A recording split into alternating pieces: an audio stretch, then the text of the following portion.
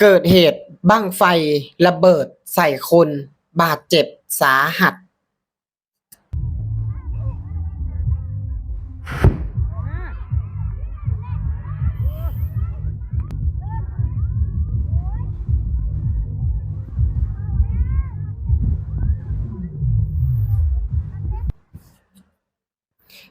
อ่ะนะครับพี่น้องคิดกันจังใดนะเกี่ยวกับคนลาวนะเวลา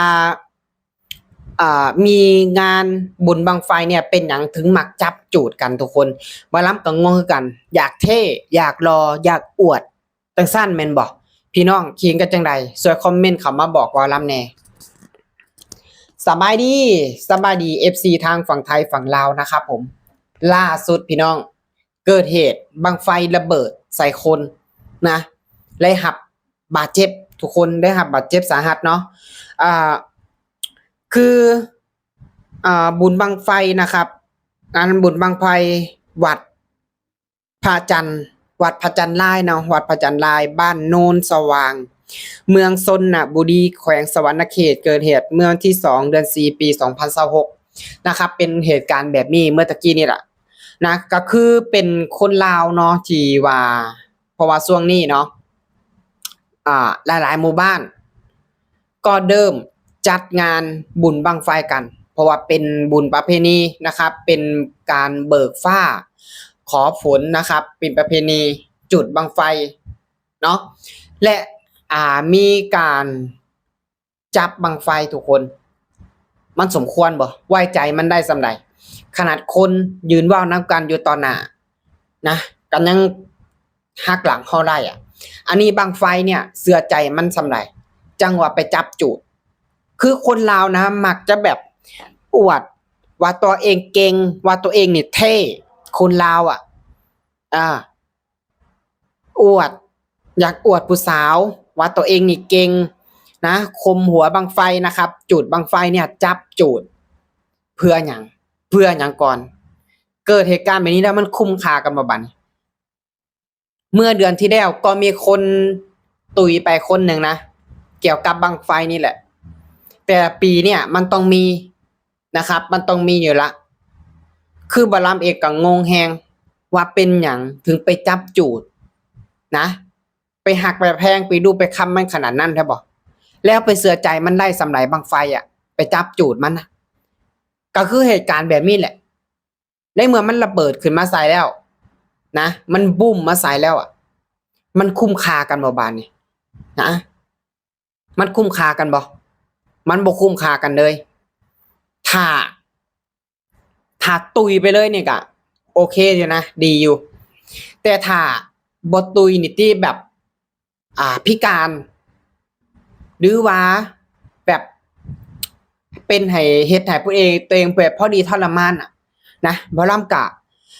โอ้บ่อยากว้าวนั่นหลายเนาะนะก็คือดังที่เห็นนะครับคืออย่าซะไปจับจูดบั้งไฟบ่ต้องไปอวดอ้างว่าตัวเองเนี่ยเก่งว่าตัวเองเนี่ยมีความสามารถตัวเองนี่กล้าตัวเองนี่เท่เซาอย่าไปคิดพอมันเกิดแบบนี้ขึ้นมาแล้วเขาไปช่วยเหลือเจ้าได้บ่เขาไปเจ็บแทนเจ้าได้บ่ได้นะบั้งไฟเสือใจมันได้สำใด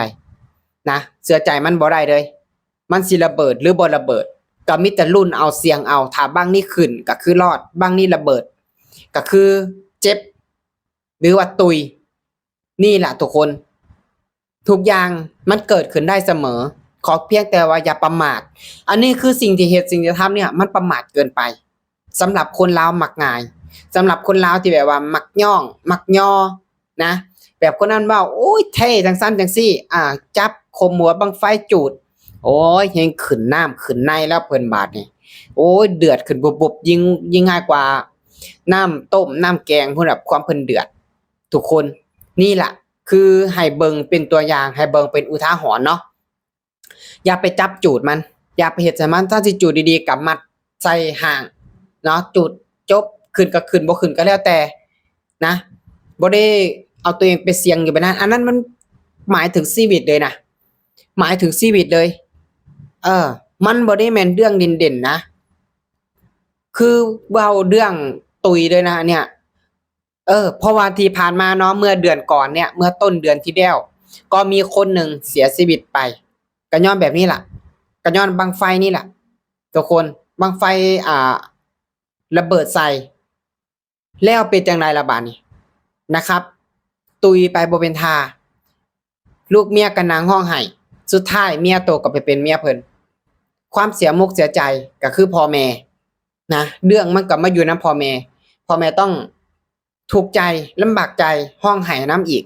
ทุกคนเอ้ยเนาะบ่าล่ำก็อยากฝากถึงเนาะอย่าไปเฮ็ดซะจับจูดบั้งไฟเนี่ยบ่ต้องไปขี้ย่องหลายบ่ต้องไปมักย่องมักย่อหลายนะผู้ใดสิเว้าผู้ใดสิย่อผู้ใดสิจะนากะยาขอเพียงแต่ว่ารักชีวิตตัวเองไว้ก่อนสิจูดก็จูดไปเลยเหตุการณ์นี้เกิดขึ้นอยู่ที่ประเทศลาวเนาะเพราะว่าทางประเทศลาวช่วงนี้นะกำลังเริ่มเนาะกำลังเริ่มจัดงานบุญบั้งไฟกันและนะ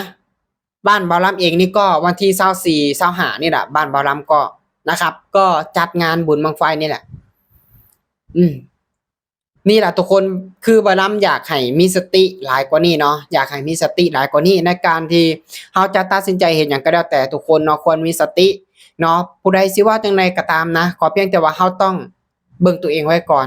ตัวเองต้องปลอดภัยไว้ก่อนบ่ต้องไปจับไปข่มมันหรอกบังปืนบังไฟน่ะเฮาบ่ฮู้ดอกว่ามันสิระเบิดหรือบ่ระเบิดมันสิขึ้นหรือบ่ขึ้นเฮาบ่ฮู้นะบ่ต้องไปมั่นใจกับมันขนาดนั้นก็ได้ดิ้นในปากเนี่ยก็ยังกัดฮู้อยู่ว่าเจ็บก็ยังกัดเป็นหยังล่ะเนาะก็ย้อนว่ามันบ่มีหยังแน่นอนนั่นล่ะก็ย้อนว่ามันบ่มีหยังแน่นอนฉะนั้นแล้วอย่าไปประมาทกับบั้งไฟอย่าไปประมาทกับชีวิตทุกคนเนาะอันใดมันก็เกิดขึ้นได้เสมอขอเพียงแต่ว่าเฮาอย่าไปประมาทกับมันเนาะรักษาตัวเองไว้ดีๆนะอย่าไปจับอย่าไปข่มมันนะอันนี้ก็คือขอฝากไว้ให้คิดเนาะสำหรับคนลาวผู้ใดที่ว่ามักจับมักจูดบั้งไฟนะครับเนาะให้มีสติให้ระมัดระวังตัวหลายขึ้นเพราะที่ผ่านมามันก็มีหลายๆเคสนะครับที่เฮ็ดให้เห็นเนาะที่ได้เห็นว่ามันบ่ได้แม่นเรื่องเด่นๆเนาะมันหมายถึงชีวิตของเฮาเลยการที่เฮาไปเฮ็ดแบบนี้มันสูญเสี่ยงและมันบ่คุ้มค่ากับสิ่งที่มันเกิดขึ้นฉะนั้นแล้วก็ฝากไว้ให้คิดเนาะก่อนอื่นก็ขอบคุณนะครับพ่อแม่พี่น้อง FC ทางฝั่งไทยฝั่งลาวเนาะสำหรับคลิปนี้บ่าวลำก็จะขอฝากไปแค่นี้เนาะขอบคุณครับผม